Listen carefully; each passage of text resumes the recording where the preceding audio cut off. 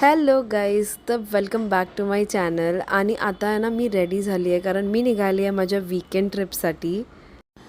आता आम्ही निघालो आहोत हायवेला आमची बस बोर्ड करायसाठी. आणि आहे ना, ही पूर्ण ट्रिप मी बॅकपॅकर्सकडून प्लॅन केली आहे. सो बॅकपॅकर्सकडून प्लॅन करायचं सगळ्यात मोठा बेनिफिट हे आहे की घरातून पिक करण्यापासून घरी ड्रॉप करेपर्यंत सर्व प्लॅन त्यांचा असतो. आपल्याला काहीच प्लॅन करायला लागत नाही.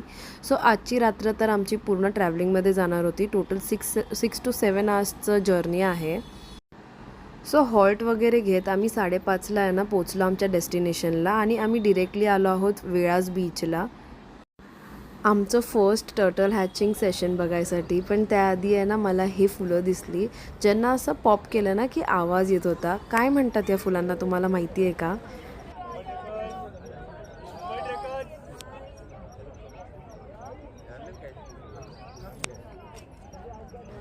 सो इथे ना एंट्री तिकीट आहे ₹100, जे आमच्या प्लॅनमध्ये इन्क्लूड नव्हते. आणि हे गेट बनवला होता त्यांनी.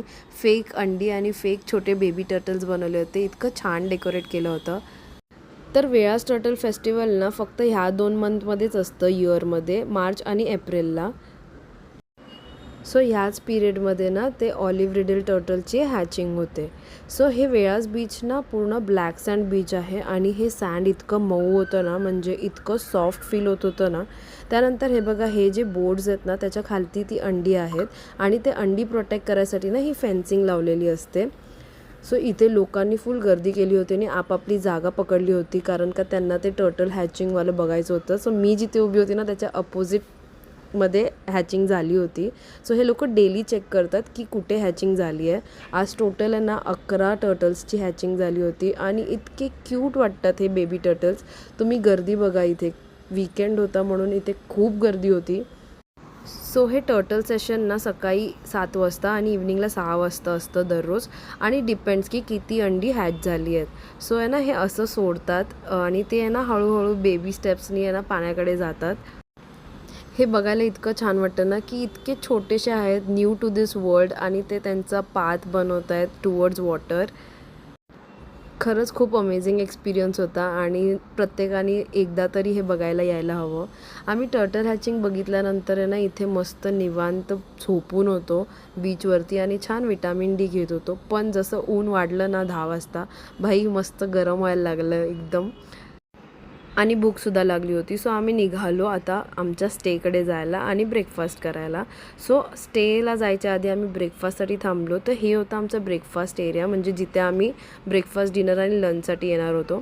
ब्रेकफास्टमध्ये होतं हे घावणे आणि चटणी आणि मस्त गरम गरम चहा. एवढी लोकं होती आमच्या बॅकपॅकर्सकडून, म्हणजे टोटल 45 लोकं होती. 2 बस होते. सो आता आहे ना आम्ही स्टेकडे चाललो आहे. 5 मिनिट्स वॉकिंगवरतीच आमचं स्टे आहे फ्रॉम दॅट डिनर प्लेस. दुपारच्या वेळेस तर ऊन इथे खूपच जास्त लागत होतं. आम्ही आहे ना आता आमच्या होमस्टेला पोचलो आहे. हे जे मोठं घर आहे ना ते ओनरचं आहे आणि आमचं होमस्टे आहे ना पुढे आहे.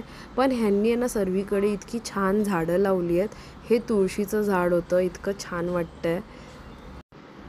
आम्ही आहे ना रूमवरती जाऊन फ्रेश झालो आणि झोपून गेलो. डायरेक्ट लंचसाठी उठलो. तर लंचसाठी आम्ही परत इकडे आलो आहोत.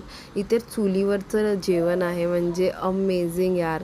चुलीवरती काही बनवलं असेल ना टेस्टीच लागतं. तर वालाची भाजी, बटाट्याची भाजी, वरण भात, भाकरी सर्व होतं. मस्त पोटभर जेवलो. परत रूमवरती आलो, जरा फ्रेश झालो आणि आता निघालो आहे बँकॉट फोर्टला.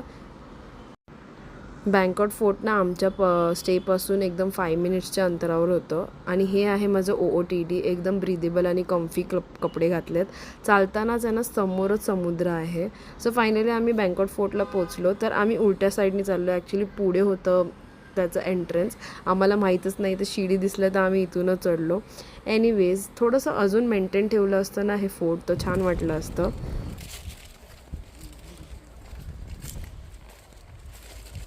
ओके.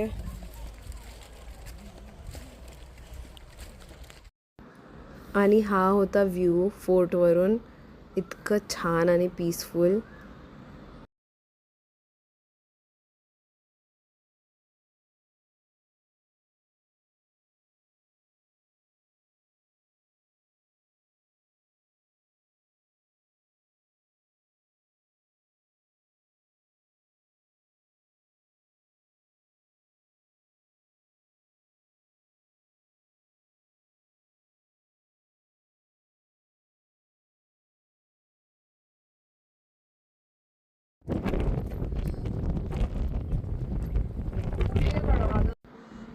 म्हणजे इथे बसून हा व्ह्यू आपण किती पण वेळ एन्जॉय करू शकतो, इतकं छान होतं. इवन हवासुद्धा सुटली होती आणि 4-4:30 वाजले होते, सो ऊनसुद्धा थोडं कमी झालं होतं. हे झाड मला काहीतरी वेगळंच वाटलं, म्हणजे असे फांद्यांवरती काहीतरी वेगळंच असं आलं होतं. काय माहीत काय झालं होतं एक्झॅक्टली, तुम्हाला माहिती आहे का? सो इथे ना आम्हाला हे दादा भेटले, जे आम्हाला फोर्टबद्दल खूप छान इन्फॉर्मेशन देत होते आणि खूप छान माहिती दिली त्यांनी आम्हाला.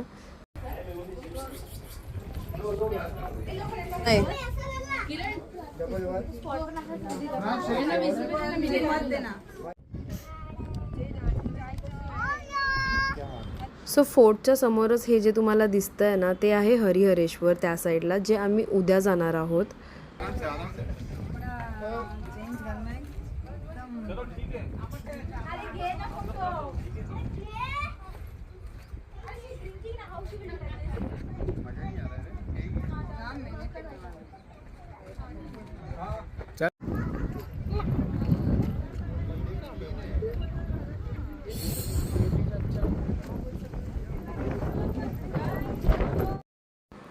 आणि आमच्यासोबत जे एनर्जेटिक बेबी आलं आहे ना आमचं, प्रांशी, ही माझ्या फ्रेंडची मुलगी आहे. बट एवढी एनर्जेटिक आहे, कुठे फिरायला जायचं म्हटल्यावर ती किती पण ऊन असू दे काही असू दे, तिची एनर्जी फुल असते. इथे ती मला काय काय तिचं खेचत घेऊन चालली आणि तिचे ते खेळ दाखवते. सो तुम्ही सुद्धा बघा. वाव, काय करते तू? सो आता ना फोर्ट नंतर आम्ही परत वेळास बीचला आलो आहोत सनसेट बघायसाठी. पण त्याआधी ना थंडगार लिंबू सरबत पिऊन घेतला आणि मग निघालो बीचकडे. सो सकाळी निघताना जो अवतार होता त्याच्या पारच पलीकडे आत्ताचा अवतार झाला आहे. एनिवेज आम्हाला परत एकदा बेबी टर्टल बघायला भेटला यार. आणि आता यावेळेस ना फक्त 2च होते संध्याकाळी, फक्त 2च अंड्याची हॅचिंग झाली होती कदाचित. बट यार हे किती क्यूट आहे, तुम्ही बघा ह्याचे बेबी स्टेप्स घेताना यार. ह्याला एक गोष्ट तर शिकण्यासारखी आणि मोटिवेटिंग आहे की इतके छोटेसे असून न्यूली वर्ल्डमध्ये येऊनसुद्धा त्यांचे छोटे छोटे स्टेप्स घेऊन ते त्यांच्या गोलकडे चाललेत. आणि तेच आपल्याला शिकायची गरज आहे. भले हळू का नाही, बट चालत राहिलं पाहिजे. So yes. आणि हा सनसेट बघा गाईज, ओ माय गॉड, म्हणजे इतकं सुंदर स्काय कसं असू शकतं यार. आणि सनसेट म्हणजे मी रोज बघू शकते, रोज. इतकं छान वाटतं ना हे सनसेटवालं व्ह्यू बघताना. अमेझिंग, कांट इवन डिस्क्राईब की काय वाटतं. खूपच काम वाटतं, एक्सपिरियन्स एकदम छान वाटतो यार. तुम्ही सुद्धा बघा.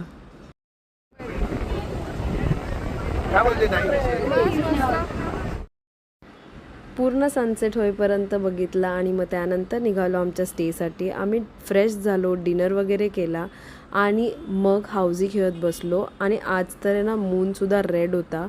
इथे हाऊजी खेळलो, गप्पे मारले आणि मग बेस्ट पार्ट, ह्या अंगणात आहे ना इकडे आम्ही चटई टाकली आणि आम्ही स्टार गेझिंग करत होतो. म्हणजे what an amazing experience, amazing.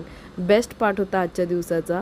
So आजसाठी एवढंच guys, that's it for today. उद्या भेटूया नेक्स्ट ब्लॉगमध्ये आणि डे 2मध्ये मी काय केलं ते दाखवेन मी.